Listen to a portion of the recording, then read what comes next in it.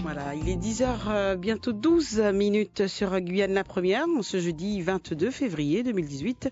Nous vous souhaitons la bienvenue. Aujourd'hui, dans Rakaba, nous recevons Richard N.G. Concia ainsi que Katia Joseph Renette qui viennent avec nous vous présenter encore et toujours les arts classiques du Tao. On va parler bien sûr équilibre, on va évoquer aussi le nouvel an chinois, on l'a dit à l'instant avec Richard. Bien sûr, invitez-vous dans cette émission en composant le 05 94 31 90 00. Patricia lui vous attend et c'est Rodrigue Tisserand qui va réaliser notre émission du jour. On commence en musique avec Laurine tout de suite.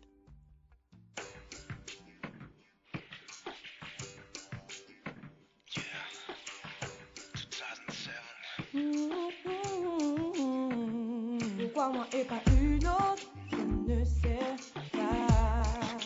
Aujourd'hui ma place, je veux la garder. Je suis là à qui la faute, à toi de voir. En tout cas, je ferai tout pour te prouver. Je la mérite, je donnerai tout. Gagner la place dans ton cœur. N'écoute pas les jaloux. Laisse-moi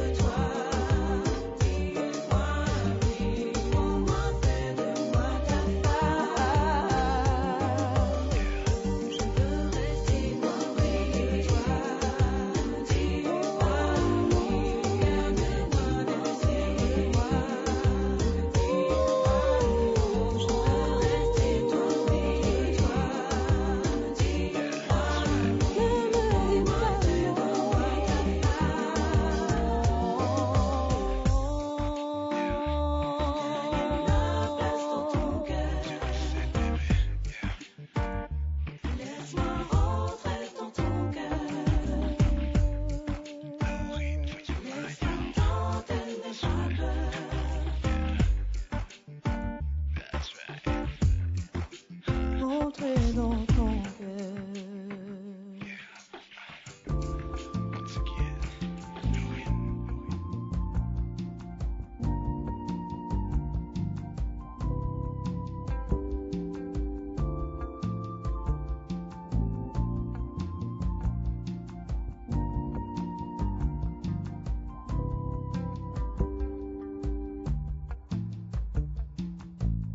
Voilà, 10h17 sur Guyane la première, on accueille nos invités, honneur aux dames, Richard, je pense, bien sûr, Katia, Joseph Reynette, bonjour. Alors, il va falloir vous rapprocher du micro, vous mettre, oui, même, voilà, bien en face pendant l'heure, voilà. Bienvenue à vous. Merci. Merci d'être avec nous. Et on a Richard Ng Concia avec nous. Bonjour Richard. Bonjour Yasmina, bonjour à tous les auditeurs. Alors Katia, vous êtes pratiquante des arts classiques du Tao, Richard professeur donc des arts classiques du Tao. Avant d'aller un petit peu plus loin et de voir un petit peu votre aventure, Katia, avec donc tous ces arts que vous découvrez encore jusqu'à aujourd'hui, Richard, on se tourne vers vous pour vous souhaiter une bonne année, à nous aussi, bien sûr. Oui, bonne année du chien, c'est Voilà. vrai que ça a eu lieu il y a quelques jours. Exactement. Oui, le week-end, c'était le 15, hein, dans la nuit du 15. Ouais, c'était le Donc week-end voilà, dernier, nous avons une quitté semaine. l'année du coq, qui a été un petit peu délicate, agitée, mouvementée, pour entrer voilà, de plein pied maintenant dans l'année du chien. Et qu'est-ce qu'elle nous réserve cette année du chien? Un petit peu de sérénité par rapport à l'année d'après, j'imagine, au niveau des mouvements sociaux entre guillemets. Après, au niveau des énergies planétaires, bon, là, on pourrait dire devoir essuyer un peu les retours de bâton des actions passées. Donc c'est une année qui est normalement placée plus sur le signe du réchauffement climatique et puis des résultats justement du réchauffement climatique. On a vu déjà il y a quelques semaines que ça avait bien mal commencé, hein, pour certaines régions. Donc voilà, il va falloir simplement encore une fois mettre l'accent sur les erreurs qu'on aurait pu faire par rapport à notre écosystème et puis essayer de conscientiser tout ça pour essayer de faire améliorer les choses petit à petit. Ouais. Voilà. Et le chien lui-même, c'est le chien terrestre, c'est ça? Oui, alors là, ce sera le chien de terre. Hein. Voilà. On a vu qu'il y avait 5 grandes énergies en fait, hein, qui influençaient un petit peu les événements, la nature. On appelle les 5 éléments en Chine. Donc le bois, le feu, la terre, le métal et l'eau. Ce sont donc des signes, il y a 12 signes, chacun suivant un cycle. Il y a donc 60 combinaisons possibles entre les signes et les éléments. Et cette année, nous sommes donc dans le signe du chien de terre. Voilà. Avec les mêmes caractéristiques, donc la fidélité. Tout à fait, oui, on sait que le chien c'est le meilleur ami de l'homme, hein, dit-on. Donc effectivement, la fidélité, la droiture, l'amitié. Évidemment, hein, tout n'est pas toujours rose. Donc effectivement, ce sont des personnalités, des signes qui sont aussi marqués par parfois le pessimisme. Ce sont souvent des râleurs, mais encore une fois, bon, par souci plus de correction, on va dire. Donc voilà, on pourrait dire que ce sont les chevaliers de la justice, d'accord, ceux qui veillent au grain, on va dire. D'accord. Donc voilà, ce sont des personnalités d'une manière générale assez attachantes. Et on a vraiment du mal à s'en défaire. Voilà. On a donné effectivement les grandes lignes pour cette année 2018 et on le sait donc par vents et marées, l'important pour chacun c'est déjà de comprendre qu'il peut changer les choses à son échelle, oui, à lui. Tout à fait. Déjà comprendre un peu les choses, c'est déjà commencer à agir. D'accord. Donc évidemment, c'est beaucoup plus facile d'arriver à amener des solutions quand on a bien conscience des problèmes qui influencent justement un petit peu notre environnement. Donc je crois que ça c'est quelque chose qui est assez clair pour tout le monde, effectivement. C'est d'abord une prise de conscience et puis ensuite une volonté d'agir, parfois avec très très peu, hein. Donc c'est on va dire d'une manière plus courante, voilà, comme ça qu'on voit un peu les choses. On essaie de bien ressentir un petit peu le mouvement de l'énergie en début d'année, et puis si ça correspond en effet aux prévisions, j'ai envie de dire entre guillemets, à ce moment-là effectivement on peut amener des solutions qui auront été prévues elles aussi. Voilà, l'enracinement, l'équilibre, on va parler bien sûr de tout ça ce matin, puisqu'on le rappelle, Richard Ng Concia, vous êtes professeur donc des arts classiques du Tao, et on a avec nous donc Katia Joseph Reynette. Je me tourne vers vous. Vous êtes pratiquante depuis combien de temps? Alors, Je pratique en fait les arts classiques du Tao régulièrement depuis septembre 2017, à l'occasion de cours qui sont proposés régulièrement avec les instructeurs que est en train de former Richard. Mhm. Et sinon, j'ai eu l'occasion en fait de rencontrer Richard et d'avoir cette première approche il y a déjà 2 ans à l'occasion d'un stage que Richard proposait à l'espace Caïdo sur le Qigong. D'accord. Donc voilà, ça a été ma première approche. Et donc à l'issue de ce stage, donc j'ai eu l'occasion en fait de toucher un monde qui était totalement inconnu, enfin qui m'était inconnu. Et j'ai eu pendant ces 2 jours, en tout cas ce premier stage, j'ai reçu une gifle tellement le contenu était dense, incroyable, merveilleux à la fois. Mhm. Et parce que en fait, Richard est quelqu'un de très généreux et il a donné pendant ce week-end. Il a partagé en fait ce savoir qu'il détient pour que nous, à notre tour, on puisse prendre conscience de comment ça fonctionne. Et depuis, en fait, j'ai continué à faire des stages et ça m'a permis tranquillement, doucement,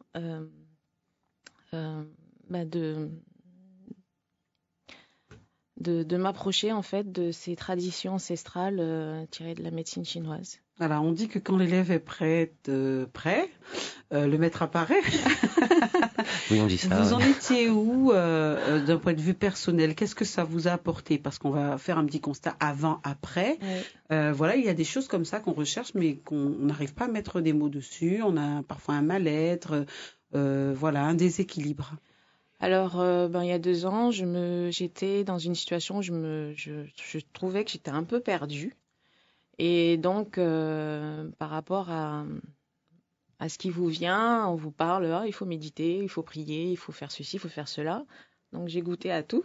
Mhm. Ne sachant pas méditer, ma première démarche a été apprendre à méditer et l'espace Caïdo le proposait.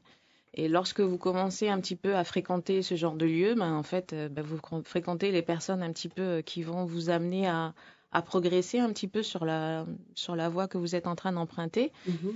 Et donc, dans mon état de perdition, en fait, j'ai commencé un petit peu à tâter, à essayer un petit peu tout. Et quand j'ai eu cette approche du Qigong, je me suis sentie un peu plus légère. Mhm. Et c'est quoi être perdu en fait? C'est Je sais pas savoir pourquoi. Pourquoi est-ce qu'on fait ceci? Pourquoi est-ce que je dois prendre cette direction? Le sens de nos actions et de notre vie tout court, Mhm. tout simplement. Voilà. Richard, c'est l'une des raisons, hein, effectivement, lorsqu'on a une sorte d'insatisfaction et pourtant, à contrepartie, un brouhaha aussi, on a besoin de trouver calme, sérénité, on ne sait pas pourquoi. Oui, tout On à va fait. s'orienter C'est vrai, comme ouais, ça vers ouais. la méditation. On en reparle régulièrement. Hein. Ouais. Effectivement, on se sent souvent perdu parce que nous sommes divisés en nous-mêmes. C'est-à-dire que Ouais. effectivement, l'être humain n'est pas qu'un corps physique.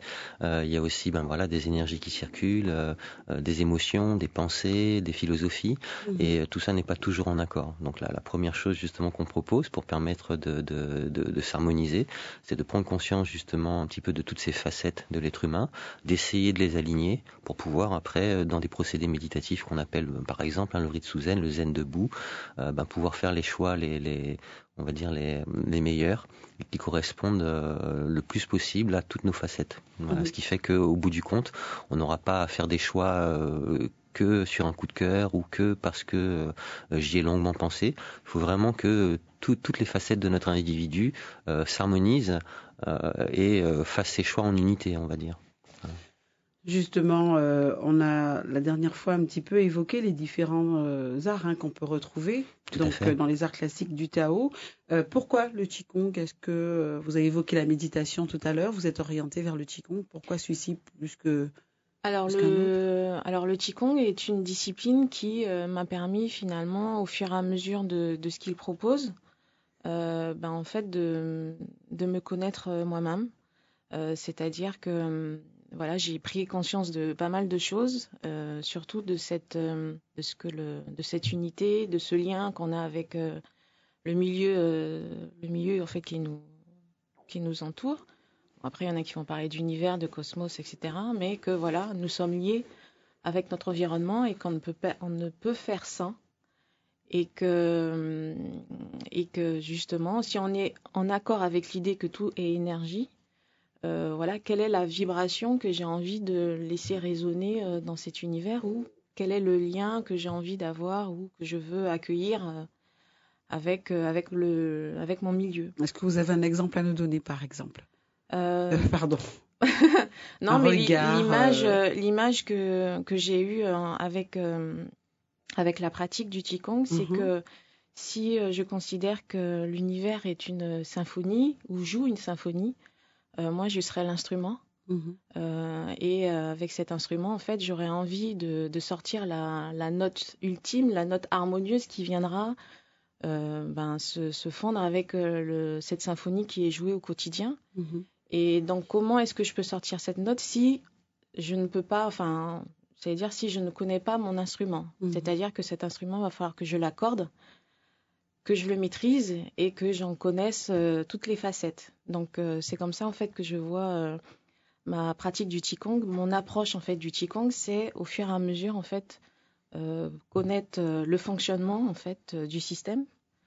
Nous-mêmes, avec l'univers, qu'on est l'être humain entre le ciel et la terre. Et que nous ne sommes pas seulement un corps physique, et que pour trouver cet équilibre, pour pouvoir accorder mon instrument, en fait, il faut que j'aligne en fait les corps qui me constituent. Donc,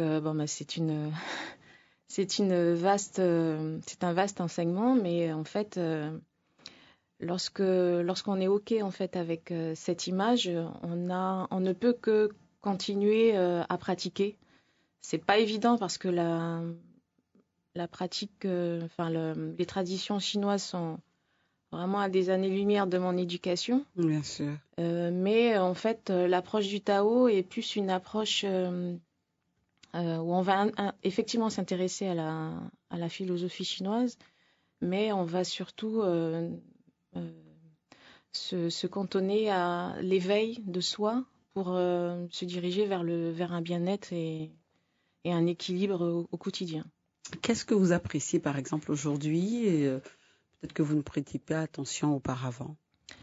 Le mouvement, je ne me donnais pas de mouvement. C'est-à-dire que oui, j'avais un mouvement au quotidien, au travail, avec les enfants à la maison. Mais c'était un mouvement où je me dépensais. Et à contrario, je ne faisais rien pour pouvoir équilibrer tout cela. Et avec la pratique du Qigong, les mouvements en fait, qui sont proposés à travers ces enchaînements me permettent de ressentir j'ai un souffle, une énergie dans mon corps. Je viens équilibrer un petit peu ce que je suis en train de dépenser. Donc, j'ai retrouvé une certaine vitalité. C'était pas évident au début, c'est-à-dire que à l'issue des stages, donc j'ai appris un certain nombre d'exercices que je reproduisais à la maison. Mais finalement, au bout d'un moment, je me disais, ouais, mais je fais les exercices, mais je ressens pas de résultat. Mais en fait, il n'y a pas du tout de résultat à ressentir. Il y a juste à se mettre en mouvement, comprendre que les exercices proposés par le Qigong sont des exercices qui nous permettent de rentrer en contact avec nous-mêmes, avec notre corps, avec tout ce qui le constitue, c'est-à-dire la peau, les organes, le sang, la circulation, les muscles, les tendons, et choses qu'on n'avait peut-être pas conscience auparavant. Et donc, je fais avec ce tout. Dorénavant, je fais avec ce tout. Et Richard, donc, on le voit, hein, outre la formation pure, là, donc, dans l'exercice, il y a toute la philosophie aussi de la médecine traditionnelle chinoise qui est abordée. Parce que c'est très beau ce qu'elle a dit tout à l'heure, là, une symphonie, des orchestres, mon instrument. Mais j'ai de la chance, j'ai des élèves, c'est des poètes, donc... Non, j'ai vraiment beaucoup de chance. Hein. Il y a déjà un dicton qui dit que c'est vrai qu'il faut apprendre avec un professeur, mais on comprend avec des élèves. Donc moi, je continue ma progression aussi, grâce à eux. Ça, sans doute aucun. C'est effectivement très intéressant ce que disait Katia quand elle fait le rapprochement entre les activités qu'on a dans la journée et puis où on se dépense énormément et finalement ce qui est assez paradoxal, c'est qu'une des règles de base justement des gymnastiques énergétiques de santé qu'on appelle le Qigong donc dit que c'est le mouvement qui régénère. Or, on constate de nos jours que c'est plutôt l'inverse. On se dépense, on s'épuise, on s'agite, et puis finalement, on est complètement contre-productif en vérité. C'est-à-dire que le mouvement qui est censé nous régénérer, au contraire, nous affaiblit, nous vide. Donc il y a quelque chose qui se passe mal en vérité dans tout ce processus, et c'est ça qu'on essaie justement de bien remettre en place, que les gens fassent cette espèce de permutation dans leur esprit que le mouvement ne dépense pas, le mouvement doit régénérer. Et puis après, on va juste intégrer 2-3 petits détails comme ça dans la manière d'agir qui vont nous permettre d'inverser justement ce mauvais processus pour finalement le rendre à nouveau positif. On accueille Christiane ce matin sur Guyane la Première. Bonjour Christiane. Allô? Mina? Oui, bonjour. Bonjour, NG Concia. NG Concia, Oui. madame. Bonjour. Bonjour. Et voilà, vous pratiquez le Qigong, moi aussi, je en pratique, et je suis très, très heureuse. Ma question, c'est de savoir quelle différence faites-vous entre le Qigong et le Tao. Je pratique pas le Tao, je ne sais pas si je me trompe, mais j'aimerais avoir une idée de ce qu'il fait par rapport au Qigong. Et je suis très insatisfaite du Qigong, du point de vue de la santé. D'accord, bien, merci pour votre question. Allô? Oui, Oui. donc merci pour votre question. Effectivement, le Tao, c'est une appellation commune, assez générique. La traduction littérale, c'est la voie ou le chemin. On pourrait traduire ça aussi par la marche à suivre ou même le mode d'emploi. Donc c'est les procédés à suivre pour passer d'un point A à un point B. D'accord. Donc l'image traditionnelle chinoise nous montre justement un chemin qui est désigné par quelqu'un qui a la sagesse et l'expérience. Donc c'est donc un terrain qui est connu par d'autres, pas forcément par celui qui l'emprunte, mais qui est quand même reconnaissable. D'accord. Tous les chemins sont tracés. C'est d'ailleurs un petit peu ça qui fait le chemin. Ce sont les limitations sur les bas-côtés. Donc c'est une voie qui a déjà été empruntée et qu'il faut continuer à emprunter si on veut la maintenir ouverte. D'accord. Souvent les gens disent j'ai fait une formation, j'ai fait un stage, je connais le Qigong et puis on s'arrête là. Ça c'est une erreur. Les maîtres disent la voie se referme pour n'importe quel chemin de campagne. Le chemin se referme si on ne l'emprunte pas. Donc le seul moyen de maintenir le chemin ouvert, c'est de l'emprunter. D'accord, c'est de le parcourir, c'est la pratique, tout simplement. Donc ça c'est pour le Tao, c'est une belle image. Le Qigong, c'est une appellation assez moderne qui date à peu près des années 50, 1950. Qi, ça veut dire énergie vitale et Gong, c'est le travail. Donc, ce sont tous les exercices, les travaux, les préparations qu'on peut effectuer pour permettre justement à l'énergie vitale, pour nous êtres humains, de circuler librement. Donc, on considère en énergétique traditionnelle chinoise et encore plus en médecine chinoise que la douleur a pour cause une stagnation de l'énergie et du sang, puisque c'est le sang qui véhicule l'énergie. Donc, si le sang stagne, l'énergie stagne et la douleur apparaît. Du coup, si on utilise le mouvement d'une manière générale, on arrivera à mobiliser le sang, donc l'énergie, et donc la douleur devrait disparaître. Donc on va proposer comme ça différents outils, différentes astuces pour permettre de maintenir libre et constante la circulation de ces énergies qui, pour le rappeler, peuvent se manifester dans l'être humain exactement comme dans la nature. Donc sous forme de chaleur, sous forme d'électricité, sous forme de magnétisme, sous forme de lumière aussi. Ça a été découvert il y a 1 an ou 2 là, mis en évidence par des chercheurs. Ça s'appelle des biophotons. Donc il y a de la lumière qui circule effectivement dans l'organisme, du magnétisme, les sons, tout ça influence notre environnement, nous influence aussi. Et donc c'est apprendre à utiliser ces différents types d'énergie, comprendre comment elles circulent, où elles circulent, et puis essayer petit à petit de déterminer la cause de leur stagnation, qui ferait encore une fois qu'une douleur ou une maladie pourrait s'installer éventuellement. Voilà, laisser l'énergie circuler en tout cas. Exactement. Donc les Qigong, ce sont les différents travaux énergétiques qu'on peut pour justement se maintenir d'une manière optimum sur le bon chemin, sur la bonne voie, sur le Tao. Voilà. Alors Katia, il y a eu la découverte, on l'a vu donc du Qigong. Et puis, Oui, notamment. voilà, oui, et pas que, j'y arrive justement, pas que, puisque vous faites aussi de l'autodéfense, c'est ça? C'est la pratique des bâtons? Oui, c'est tout à fait. Alors oui, on pourrait appeler ça de l'autodéfense. D'ailleurs, on le répète un petit peu à chaque fois, mais dans la pensée traditionnelle, on ne devrait pas avoir à séparer justement les méthodes.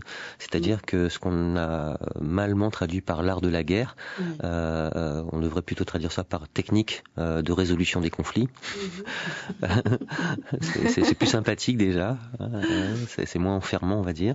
Donc voilà, dans ces propositions qui sont faites au niveau technique pour éviter les conflits ou pouvoir les contrôler, on va utiliser en fait ces mêmes principes de base, ces mêmes philosophies, autant dans l'art de la guerre donc que dans l'art médicinal.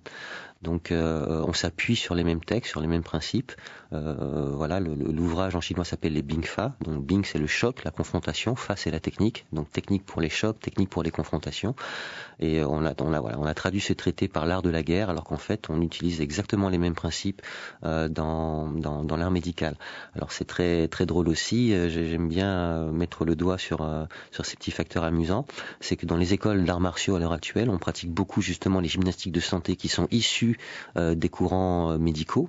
D'accord, un des Qigong justement les plus connus, c'est la marche des 5 animaux du docteur Watteau, qui était un docteur chinois extrêmement célèbre, à qui on doit la mise en évidence de toute une série de cavités acupuncturales de part et d'autre de la colonne vertébrale, qu'on appelle les points Watteau Jiaji, et puis qui a inventé aussi du coup cette marche des 5 animaux. Alors c'est pas des animaux qu'on retrouve systématiquement dans toutes les écoles, puis encore une fois, comme la Chine est un grand pays, en fonction de la localisation donc des pratiquants, on allait choisir dans leur environnement les images qui leur parlerait. Par exemple, quelqu'un qui vit dans les hautes montagnes en Chine, au Tibet, par exemple, ont rarement vu un grand arbre, n'ont jamais vu la mer, donc c'est difficile de leur parler d'une posture de l'arbre ou bien du jeu du flux et du reflux de l'océan.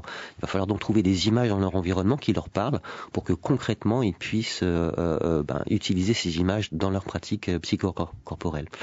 Donc voilà, on retrouve du coup plus de 5 animaux quand on en fait la liste. Mais en fait, si on est dans le nord de la Chine, dans le sud de la Chine ou ailleurs, un peu au Vietnam ou en Corée, au Japon, voilà, les animaux symboliques qu'on va utiliser sont un petit peu différents, mais le principe reste le même. C'est donc simplement d'essayer d'imiter certains animaux pour essayer de s'approprier un petit peu quelques-unes de leurs qualités. Je fais le lien, excusez-moi, Richard, avec le Jokan. Oui, tout à fait. Parce qu'on retrouve des postures de l'araignée. Absolument, tout à fait. Mais tous les styles en fait traditionnels travaillent un petit peu comme ça. Tout ça. Exactement. Donc on essaie de s'approprier la puissance musculaire du tigre, l'agilité du singe, la longévité d'une tortue, etc. Voilà. Ah ouais. C'est bien de s'adapter. Oui, c'est très très bien. Alors pour terminer avec ce petit parallèle, alors voilà, on utilise des techniques thérapeutiques médicales d'origine médicale dans les écoles d'arts martiaux. Alors ce qui est encore plus amusant par contre, c'est que dans les hôpitaux en médecine traditionnelle chinoise, en Asie, que ce soit en Chine, au Vietnam ou ailleurs, les systèmes de Qigong qui sont les plus utilisés pour, par contre, les patients de ces cliniques sont les systèmes d'origine martiale. Bizarrement.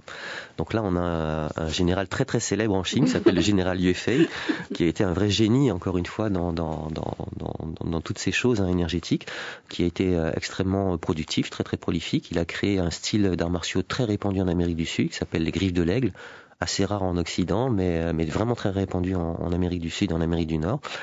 Il a créé pour lui un système qui est considéré comme le premier art martial interne, qui s'appelle le Tsing Yi Chuan. Donc tout le monde a entendu parler un petit peu du Tai Chi Chuan, cette espèce de gymnastique lente, de chorégraphie lente que font les personnes âgées très souvent dans les parcs au calme. J'en ai fait. Oui, tout à fait. C'est extrêmement agréable à travailler. Simplement, ça ne travaille pas tout le temps au ralenti. Ce sont des exercices qui sont tirés en fait de ce qu'on appelle de boxe souple, donc de méthode effectivement d'autodéfense. Donc il y a pas vraiment de distinction à faire dans la pensée chinoise. D'accord ? On dira donc que les techniques médicales sont des techniques d'autodéfense contre les agressions extérieures. Donc ça peut être le vent, le froid, l'humidité, la chaleur, mais ça peut aussi être, c'est vrai, un coup de poing ou un coup de pied. Et donc en fait, par analogie, on utilisera exactement les mêmes techniques pour travailler sur tous ces types d'agressions externes. Alors voir avec Katia, peut-être son expérience. Alors, mon expérience avant, après, pendant. Les deux. Alors, pour revenir sur mon image de symphonie, je dirais que la pratique du Qigong ou des autres disciplines qui sont proposées par le Tao, en fait, c'est comme si à chaque fois je changeais de partition. Je change de partition en fonction des saisons, en fonction de mes besoins. Et ces partitions, c'est un ensemble d'exercices qui s'enchaînent et que vous devez régulièrement pratiquer pour pouvoir vous sentir mieux. Alors, l'anecdote, c'est que quand j'ai commencé à pratiquer régulièrement, au début, je me suis sentie un peu ridicule. C'est-à-dire que je reproduisais des gestes, des attitudes, mais j'avais toujours le mental qui commençait à me dire, mais qu'est-ce que tu fais ça? Qu'est-ce que ça veut dire? Qu'est-ce que ça signifie? Enfin, c'était très, très loin de ce que je pouvais faire. Et effectivement, ça ne fonctionnait pas. Parce que, en fait, j'avais oublié d'y mettre de l'intention. J'étais motivée, mais il manquait un ingrédient. Et pour pouvoir vous aligner, il faut absolument travailler sur les trois plans, le corps physique, le mental et Émotionnel. Pardon ? Émotionnel. Et émotionnel. Énergétique. Et moi, au côté émotionnel, je pense que j'ai dû passer par une vente privée au niveau des émotions parce que j'avais un tout. Et donc, avec ces pratiques, j'ai appris à accueillir en fait ces émotions qui m'appartenaient d'ailleurs et qui m'appartiennent toujours, et à faire avec et à les transformer. Voilà, à les transformer, à les transmuter. Et donc avant, effectivement, en faisant ces mouvements, je sentais les tensions, problèmes de concentration, de mémorisation. Là, vous êtes un peu déstabilisé parce que vous vous rendez compte que vous n'arrivez pas à reproduire des gestes simples. Et là, c'est totalement déstabilisant parce que vous vous dites, mais pourquoi? Et le pourquoi, c'est que vous n'êtes pas aligné. Vous n'êtes pas aligné entre votre esprit et votre corps physique et le corps émotionnel. C'est juste une question d'alignement. Et en fait, ces petites, ce que je trouvais, ces imperfections, en fait, se sont au fur et à mesure transformées en quelque chose en un jeu. Voilà, je me suis moquée de moi en me disant, mais il n'y a que toi qui te juge. Je veux dire, c'est le début de la pratique. Donc, effectivement, tu te rends compte que tu n'y arrives pas. Ben oui, tant mieux que tu n'y arrives pas parce que ça veut dire que tu vas vite progresser, enfin, que tu vas voir l'évolution et c'est ce qui s'est produit, c'est-à-dire au fil de ma pratique. Mais j'ai senti une meilleure ampleur. Les tensions se sont libérées. Et puis, on parle beaucoup d'énergie, mais cette énergie, elle n'est pas visible. Donc, oui, on vous apprend que qu'il y a une énergie qui parcourt le corps, mais c'est pas concret, je veux dire. Et donc, c'est seulement à force de pratiquer que j'ai commencé à ressentir au fil des exercices. En fait, cette énergie, c'était très subtil au début, donc vous ne savez pas. Alors, est-ce que c'est votre imagination qui est en train de matérialiser l'énergie qui n'existe pas? Et puis finalement, le jour où ça arrive, vous dites, ah ben non, ouais, c'est ça. Ouais. C'est exactement ça. Richard, jeudi dernier, nous avions avec nous David. Oui, tout à fait. Voilà, oui, notre instructeur. Salue. On le voit. Katia, vous êtes guyanaise? Oui. Voilà. Alors, quand on baigne tout petit, quand on a la chance de baigner tout petit, effectivement, dans tout ce qui est médecine traditionnelle chinoise, vraiment, là, c'est dans la pure tradition, on peut avoir, Richard, ces limitations de l'esprit, de se dire qu'on est ridicule, ou alors de chercher les perceptions qu'on est censé très souvent avoir. Et c'est la persévérance. Oui, tout à fait. Alors, heureusement, les choses, les pratiquants finissent par percuter justement assez rapidement, heureusement. Il n'y a pas besoin de décennies pour faire les liens. Heureusement. Oui. Mais c'est vrai que moi-même, j'ai été victime un petit peu de cet état d'esprit, on va dire occidental. Tout le temps dans le doute, à vouloir essayer de cerner, de comprendre, d'analyser. Ça quelque part, ça a du bon aussi. On de chercher un petit peu à comprendre. Bon, ceci dit, moi j'étais vraiment dans le doute aussi quand j'étais très jeune, ayant commencé vraiment enfant. Je me disais c'est pas possible que des choses aussi simples, aussi naturelles puissent être efficaces. Vraiment, j'y croyais pas. Et puis heureusement, à l'âge de 17 ans, j'ai pu faire mon premier voyage en Chine et par cette occasion de visiter justement des hôpitaux, des cliniques en médecine traditionnelle chinoise. Et c'est là que j'ai vu que ce que mes maîtres m'enseignaient était vrai, c'était du concret. Effectivement, il y avait des centaines, des milliers de gens qui allaient dans des cliniques pour recevoir des traitements de ce type, pour apprendre à se masser, pour apprendre à se soulager avec des pressions digitales, pour apprendre des exercices qui leur permettraient de retrouver la santé, une forme de bien-être. Et c'est là que je me suis dit, ben non, effectivement, c'est bien comme ça que ça se passe. Donc j'ai eu cette chance en fait de pouvoir voir comment ça se passait, puis faire ces parallèles assez jeunes. Et du coup, ben voilà, de retour de ce voyage, j'ai plongé à corps perdu dans ces pratiques, extrêmement motivé et extrêmement croyant du coup. Et puis voilà, plus on pratique et plus les effets se font sentir et plus on voit du résultat aussi sur les autres. Tout le monde le sait aussi maintenant que voilà, quand on se promène dans la rue en faisant un peu la tête, les gens autour de nous font un peu la tête aussi. Si au contraire on se promène avec un sourire, rapidement les gens aussi commencent à être plus détendus, plus libérés, plus relâchés. Donc voilà, il y a ces petits phénomènes qui se passent au fur et à mesure. Et puis on se rend compte que non, effectivement, les petites choses qui se sont passées en moi, finalement, peuvent avoir des effets conséquents aussi sur mon environnement et sur les gens qui m'entourent. Donc petit à petit, on y croit. Et puis une fois qu'on a mis le doigt dans l'engrenage, en règle générale, la machine fait le reste. Justement, Katia, est-ce que ça a eu un effet sur la famille ? Sur la famille, oui. Oui, parce que maman est déjà plus détendue. Et puis, finalement, non, je suis plus détendue. J'apprends à lâcher prise et je sais ce que ça veut dire maintenant, lâcher prise. Et non, ça a vraiment des effets sur le quotidien, au travail. Non, on le perçoit véritablement. On n'a pas encore converti les enfants. Si, j'ai mon fils. Il y en a qui fait du Jokan, justement. J'ai mon fils qui fait du Jokan et il venait avec moi suivre les cours de Qigong et non, c'était parfait. D'accord. Richard, 2 mots sur les massages, puisqu'ils vont faire l'objet très bientôt d'une formation, d'un stage, pardon. Oui, tout à fait, oui. En fait, on va plutôt parler de techniques manuelles. Il existe plusieurs types d'outils, encore une fois. L'idée, encore une fois, de faire les stages, les formations, c'est encore une fois d'aider les gens à prendre conscience des différents outils qui sont à disposition. Donc voilà, on peut avoir des effets extrêmement profitables avec des méthodes, par exemple, de secousse, de vibration. Il y a une technique qui est entièrement basée là-dessus, qui s'appelle la relaxation coréenne, par exemple, qui est vraiment phénoménale pour atteindre un très très haut niveau de détente et de relâchement. Évidemment, toutes les techniques ont des contre-indications. Rien n'est parfait.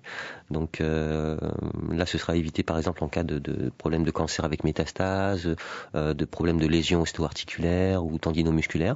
Mais pour quelqu'un qui cherche à rester en bonne santé et juste à éliminer le stress, ce sont des outils vraiment parfaitement efficaces.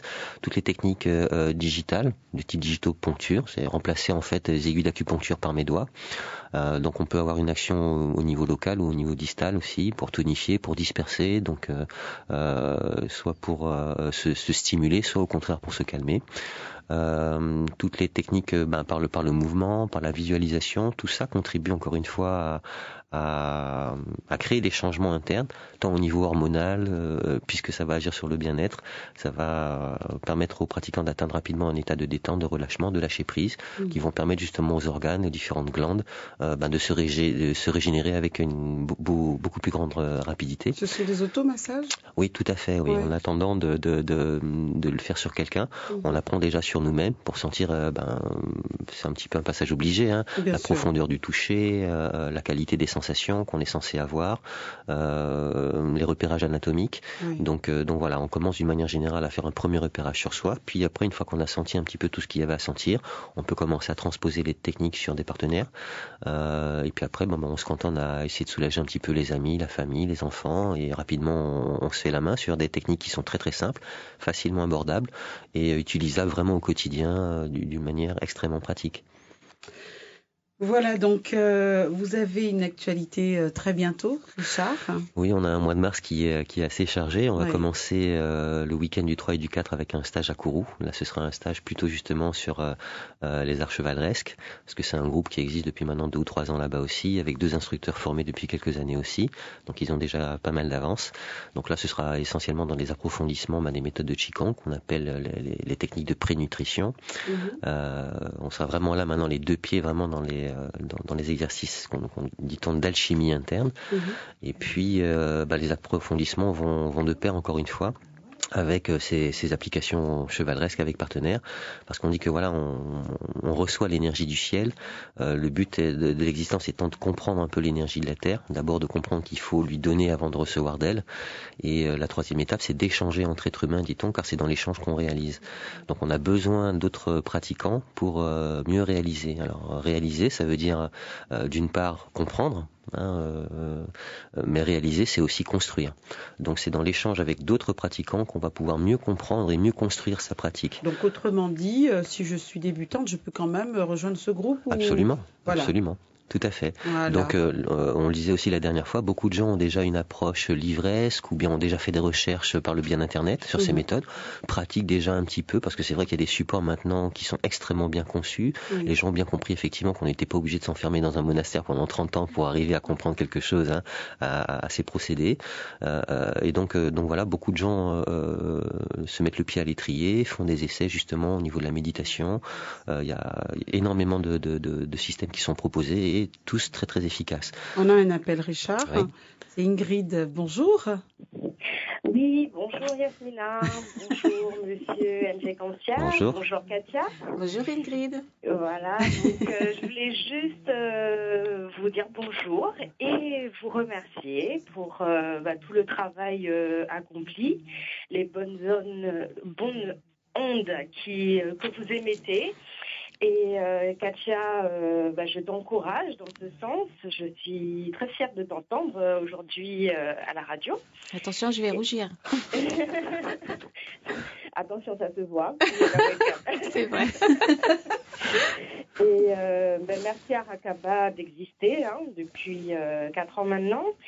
Et vraiment, chaque jour, on en apprend. On n'a jamais fini d'apprendre. Merci, Monsieur NG Concia, pour la voix, parce que c'est vrai que la vie, c'est du mouvement, c'est la continuité du mouvement en permanence. Dès que ça s'arrête, il n'y a plus de vie. Donc, on prend cette voix, tous. Et Vous pratiquez des arts du Tao? Non, je pratique pas le Tao. Je fais du Gaïa. Avec le Jokan en fait, dans l'association, mais c'est le même principe. Après, c'est vrai que chaque culture, nous allons retrouver des pratiques qui sont similaires, mais au final, on prend tous la même voie. Voilà. Oui, tout à fait. Oui. Exactement. De façon différente en fonction des cultures, mais voilà, on emprunte le même chemin. Et je tiens encore à vous présenter, mais vraiment tout mon soutien et merci pour vos lumières. Voilà. Merci à vous Ingrid Merci, pour votre Ingrid. écoute et pour votre retour d'information. C'est moi. Bonne journée à tous. Merci à vous aussi. Au revoir. Au revoir. Merci Ingrid. Donc effectivement, elle l'a dit, ça sera ça la conclusion. Richard, on n'a pas eu de petit exercice, de petit cadeau aujourd'hui. C'est vrai. Mais comment se sa fait-ce ? générosité. Cassia me disait, mais il est tellement généreux. Mais c'est tout aussi bien d'être irrégulier. C'est vrai, tout à fait. Ça permet après de revenir effectivement à ce qu'on était. Donc du coup, on se revoit très bientôt. Oui, absolument. Alors si on a besoin d'un petit exercice comme ça, vite fait. Oui. Oui. Oui. Alors, on parlait justement de travail d'introspection, d'apprendre à recommencer à s'écouter soi-même en profondeur. Donc voilà, il y a un exercice qui est somme toute assez simple, qui s'appelle la petite marche immobile. Donc il s'agit par exemple de simplement se tenir debout et de faire comme si on marchait, comme si on déambulait. Ensuite, il va falloir prendre conscience un petit peu de plusieurs étapes. Donc la première étape, c'est de se dire qu'au début, on fait les choses un peu rapidement et superficiellement. Mais ça c'est vrai, on est vraiment en plein dedans de notre monde moderne. Donc voilà, au début, lorsqu'on commence à déambuler, tout simplement comme ça, sur place, on essaie donc d'écouter le mouvement dans sa vitesse et au niveau de la superficie, c'est-à-dire au niveau de la peau et des poils. Ensuite, on va chercher à ralentir pour approfondir. Et ça, c'est vraiment le fin mot de l'histoire. On ralentit pour approfondir, donc on va ralentir un petit peu notre mouvement. On va écouter progressivement les sensations que procure le mouvement un peu plus en profondeur, c'est-à-dire au niveau des muscles et des tendons. De sentir les muscles qui se tendent lorsque le poids arrive sur la jambe et qui se relâchent de l'autre côté, de sentir les muscles du dos qui font un petit peu tourner la colonne vertébrale, de sentir les muscles des épaules qui propulsent les bras, de sentir les muscles des bras qui propulsent les avant-bras, etc., etc. Ensuite, on va ralentir encore pendant quelques secondes et on va essayer d'écouter le mouvement, enfin ce que procure le mouvement encore plus en profondeur au niveau des os et des articulations. On va essayer de sentir justement le mouvement, l'ouverture de fermeture des os, le mouvement de rotation des vertèbres, essayer de prendre conscience vraiment de ce qui se passe au niveau des articulations. Et puis, on peut même pousser le vis jusqu'à arrêter le mouvement corporel, mais, dit-on, le mouvement interne, lui, doit continuer. Et donc, à ce moment-là, quand on a recommencé à porter son attention sur ce qui se produit à l'intérieur de nous, on va sentir à nouveau notre corps qui se dilate sous l'effet de l'inspire, qui se vide sous l'effet de l'expire. On pourra sentir éventuellement les pulsations au niveau de nos tempes, de nos carotides, au niveau de notre cou, dans les mains, dans les doigts. On peut sentir des pulsations de notre cœur, les battements de notre cœur, très rapidement. On peut sentir des sensations de frisson, de chaleur qui se remettent à circuler, donc c'est le sang qui se remet en mouvement. Enfin, il était déjà en mouvement, mais on a à nouveau l'écoute de notre sang en mouvement, et petit à petit, on arrivera à repérer le moindre petit blocage, la moindre petite obstruction dès le commencement, ce qui nous permettra après d'agir avec beaucoup plus de facilité et de rapidité pour justement contrebalancer un peu ces déséquilibres du corps, de l'énergie ou de l'esprit, pour pouvoir retrouver cet état de rectitude. Et puis pouvoir continuer à assumer du mieux possible toutes nos activités de la journée. Voilà. La petite marche immobile. Conscience de soi. Prendre conscience de soi et prendre un peu le temps de ralentir. Alors ça prend juste 1 minute ou 2, ça ne dure vraiment pas très très longtemps. Ça vaut bien une petite méditation, un petit travail d'introspection et de concentration. Voilà. Très bien Richard, donc on vous l'a dit, rendez-vous donc les 3 et 4 mars prochains. Tout à fait. À Kourou, ça se passe. Kourou, oui. Et puis après, 2 week-ends plus tard, le 10 et le 11, nous aurons là cette fois-ci une formation en ce qui concerne plus les méthodes manuelles. Donc là, les techniques d'entretien de la santé et du bien-être avec les techniques manuelles. Et là, cette fois-ci, on travaillera sur essentiellement la poitrine et l'abdomen, qui sont 2 endroits extrêmement importants à stimuler, à masser, parce que toutes nos perturbations émotionnelles en fait sont reliées à nos organes, et tous les organes sont reliés sur la partie antérieure de la colonne vertébrale, ce qui fait que en cas de tension émotionnelle, nos organes vont créer des tensions et des tractions sur la colonne, et ça va se manifester physiquement par des douleurs osteoarticulaires ou musculaires. Donc le but, c'est d'essayer de travailler un petit peu sur nos organes, sur l'abdomen, pour travailler sur ces tensions profondes et libérer le corps le plus possible. Un numéro de téléphone pour plus de renseignements et pour s'inscrire, Richard? Alors le 06 94 41 52 28. 41 52 28, c'est mon numéro de téléphone portable. Voilà. Le 41 52 28.